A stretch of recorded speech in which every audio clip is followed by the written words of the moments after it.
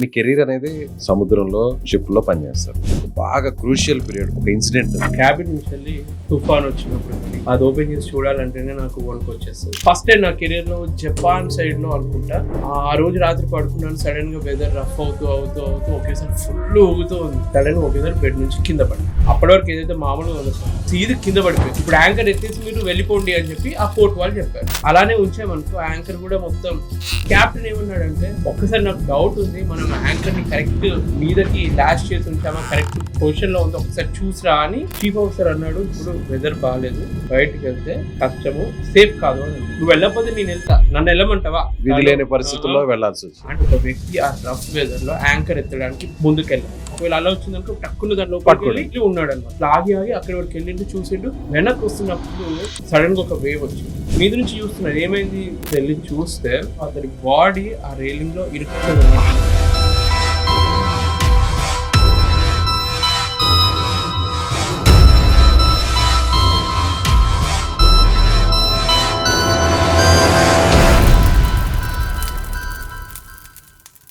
మన దేశంలో ఇటీవల జరిపిన అధ్యయనాల ప్రకారం 60 ఏళ్ల వయసు దాటిన వారిలో చాలామంది మోకాళ్ళ సమస్యలతో బాధపడుతున్నారు. అందులో మోకాళ్ళ చిప్పులు అరిగిపోయి చాలామంది సర్జరీకి వెళ్తున్నారు. అయితే సర్జరీయే దిక్కు అనుకునే వారికి ఎపియాన్ పెయిన్ క్లినిక్ ఒక శుభవార్త చెప్పింది.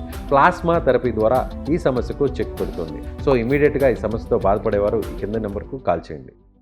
నమస్తే, నేను విజయ్. మనతో పాటు ఉన్నారు merchant navy marine engineer Rajasekhar గారు. నమస్తే రాజశేఖర్ గారు. నమస్తే. అంటే మీరు కెరీర్ లో ఒక బాగా క్రూషియల్ పీరియడ్, క్రూషియల్ టైం, ఒక ఇన్సిడెంట్ ఏదన్నా ఫేస్ చేసింది ఉందా? ఫస్ట్ టైం నా కెరీర్ లో జపాన్ సైడ్ లో అనుకుంటా అక్కడికి వెళ్ళాను. ఆ రోజు రాత్రి పడుకున్నాను. సడన్ గా వెదర్ రఫ్ అవుతూ ఒకేసారి ఫుల్ ఊగుతూ ఉంది. అంటే పడుకునే ఛాన్సే లేదు. ఆ బెడ్ లో ఇలా పడుకున్నాను. కొత్త ఫస్ట్ టైం కదా, ప్రొటెక్షన్ ఎలానో నాకు తెలియదు కానీ సడన్ గా ఒకేసారి బెడ్ నుంచి కింద పడిపోయారు. అంటే ఊగుతూ అది ఇలా ఒకేసారి అలా ఫాస్ట్ కొడితే ఆ ఇంపాక్ట్ తోటి బెడ్ నుంచి కింద పడ్డారు. షిప్ లో ఏదైతే నా క్యాబిన్ లో ఉన్న సామాను అప్పటి వరకు ఏదైతే మామూలుగా ఉందో ప్రతిదీ కింద పడిపోయింది. అంటే భూకంపం వచ్చినప్పుడు ఎలా ఇళ్లలో వస్తువులు పడిపోతే అలా పడిపోయింది. మొత్తం అన్ని పడిపోయాయి అనమాట. ఏంద్రా బాబు ఇలా ఉంటదా అంటే అప్పటి వరకు బాగుండే, ఒకేసారి ఇట్లా ఎలా అయింది అని మనం ఎక్స్పెక్ట్ చేయం కదా. అర్థమైంది ఒకేసారి సైక్లోన్ వచ్చింది అని చెప్పి 3 రోజులు షిప్ ఎక్కడ కదలదు. అంటే అప్పటి వరకు యాంకరేజ్ ఉందన్నమాట అక్కడ.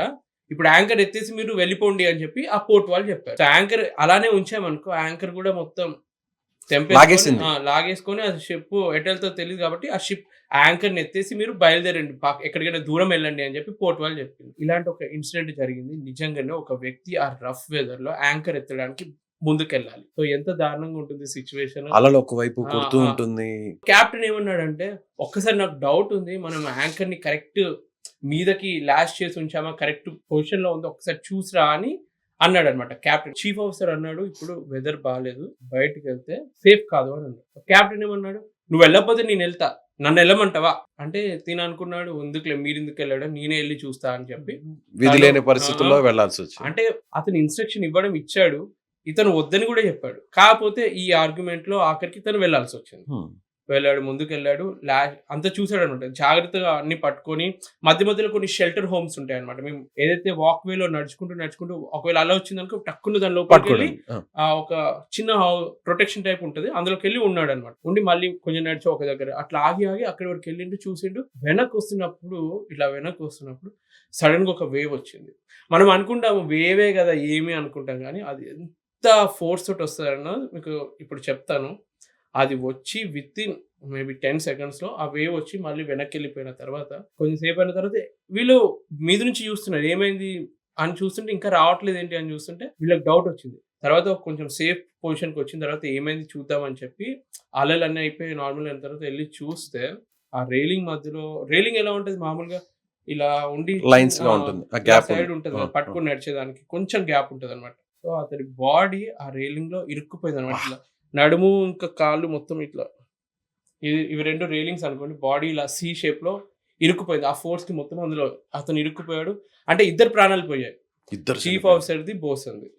సో అన్ఎక్స్పెక్టెడ్ సిచ్యువేషన్, ప్రాణాలు పోవాల్సినంత పని లేదు కానీ అనవసరంగా అక్కడికి వెళ్ళి ప్రాణం మీదకి అది ఇంకా తెచ్చుకోవడం. బాధిస్తుంది కదా సార్. సో ఆ ఇన్సిడెంట్, ఇలాంటి ఇన్సిడెంట్లు విన్న తర్వాత అప్పుడప్పుడు నేను షిప్ లో ఎవరికైనా వర్క్ చెప్తున్నప్పుడు కూడా నాకు మిషనరీ ఖరాబ్ అయినా పర్లేదు, మనిషి ప్రాణం ముఖ్యం అన్న ఫిలాసఫీ నేననే కాదు ఎవరికైనా అదే చెప్తాను నేను. కంపెనీ వాళ్ళకి డబ్బులు కావాలి, ఏ కంపెనీ అయినా మనీ కావాలనే చూస్తారు. నువ్వు ఎంత పని గొడ్డులాగా పనిచేయి, 24 గంటలు కదా, ఇంకెక్కువ టైం ఉంటే అది కూడా వర్క్ చేయాలి అంటది కంపెనీ. వాళ్ళకి వాళ్ళ డబ్బు కావాలి.